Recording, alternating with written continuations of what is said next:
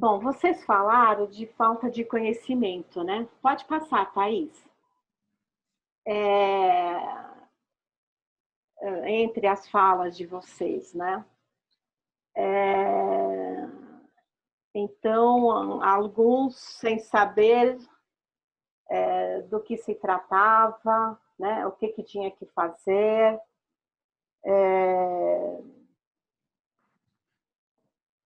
Nas falas de vocês,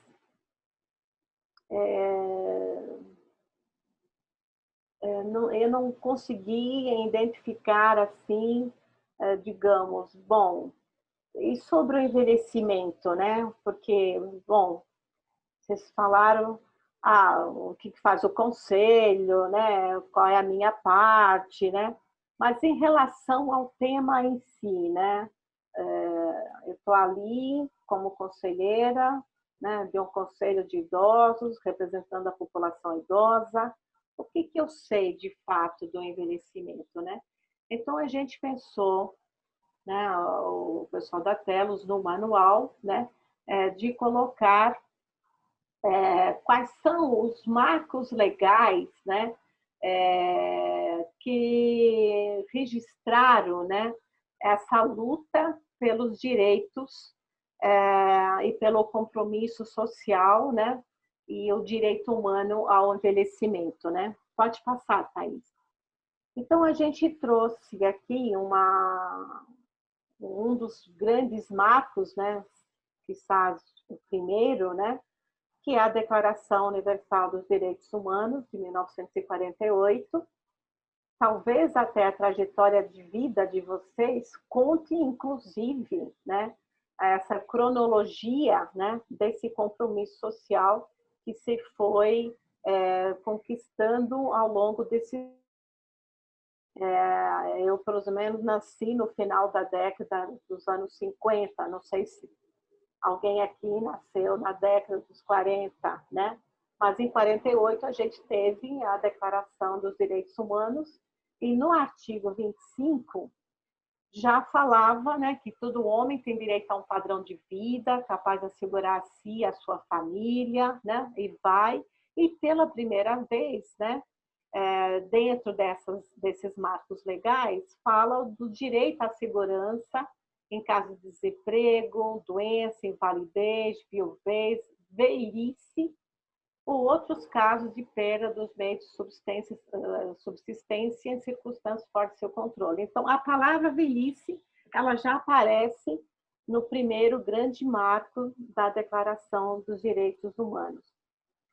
No artigo 2, embora não fale a palavra idade, né, mas no artigo 2 da própria declaração, fala que todo homem tem a capacidade para gozar os direitos e as liberdades, né, sem distinção de qualquer espécie. Não fala seja de idade, mas se supõe que aí fala seja de raça, cor, sexo. Então a idade ela está implícita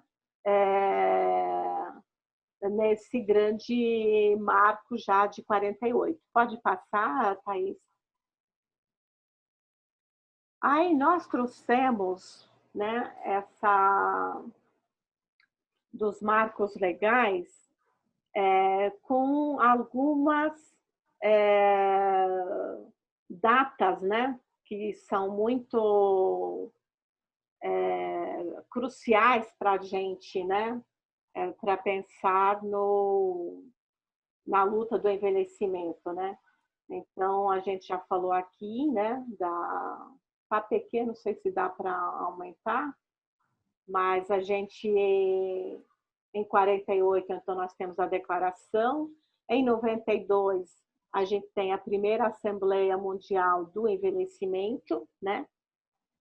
Em 88, a gente tem a Convenção Americana de Direitos Humanos, né, onde se tem o protocolo de São Salvador. Ali já se anuncia que toda pessoa tem direito à proteção na velhice.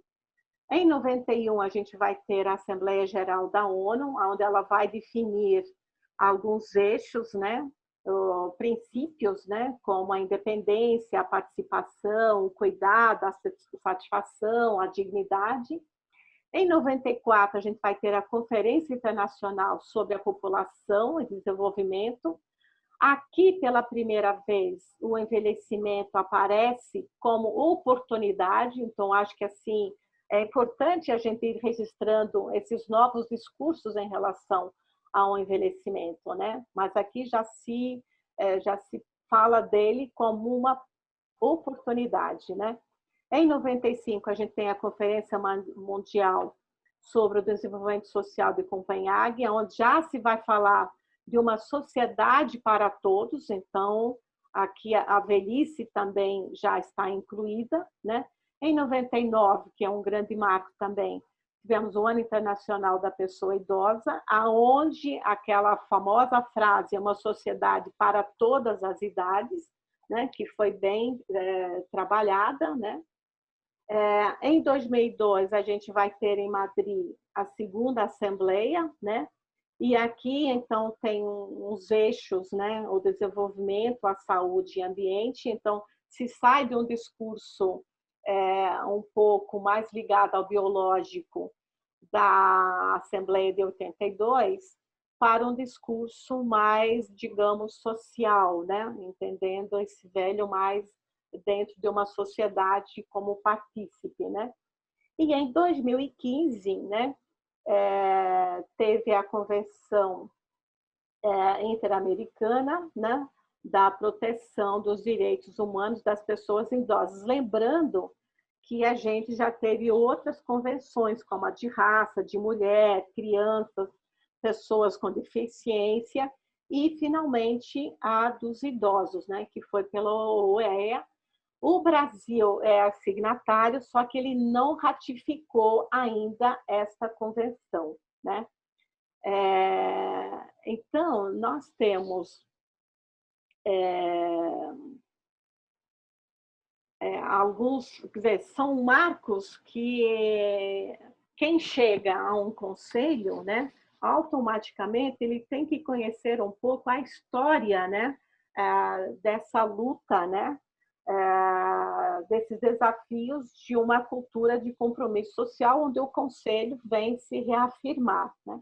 Então, a importância também de se buscar esses conhecimentos, né? Aí depois nós temos os nacionais. Pode passar, Thaís?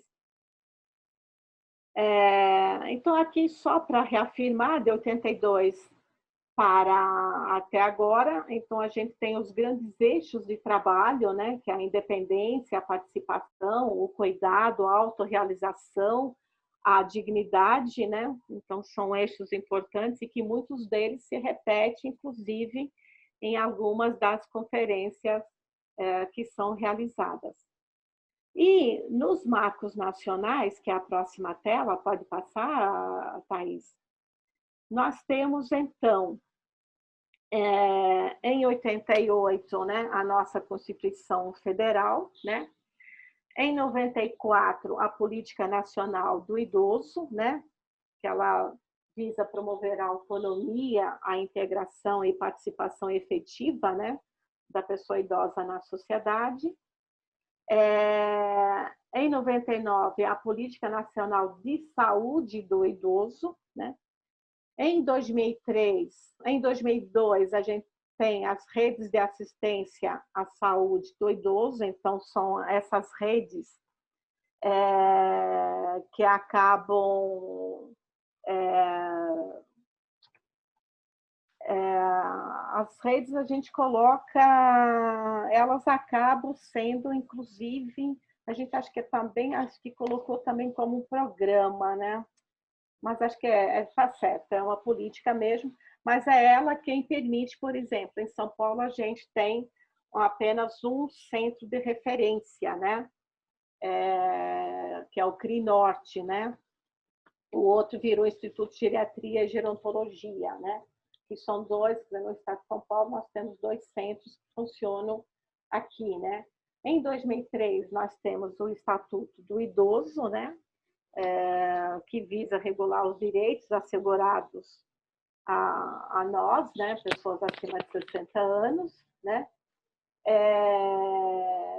E é também interessante conhecer a história do Estatuto, que ficou muito tempo engavetado, né? E que se precisou ter uma novela global, que foi Mulheres Apaixonadas, para poder a questão voltar à tona e aí ser votado e finalmente aprovado. Então, legal conhecer essa história, né? Em 2010, a gente tem, então, o grande marco, que é a criação do Fundo Nacional, né? E em 2013, então, a gente tem o Compromisso Nacional para o Envelhecimento Ativo, que atende a uma das demandas da terceira Conferência Nacional dos Direitos da Pessoa Idosa, quer dizer, já é uma conquista dos próprios conselhos, né? Que foi realizada em 2011, quando o governo federal instituiu o Compromisso Nacional para o Envelhecimento Ativo, e que hoje é uma política que norteia os diversos estados e municípios do país afora, né?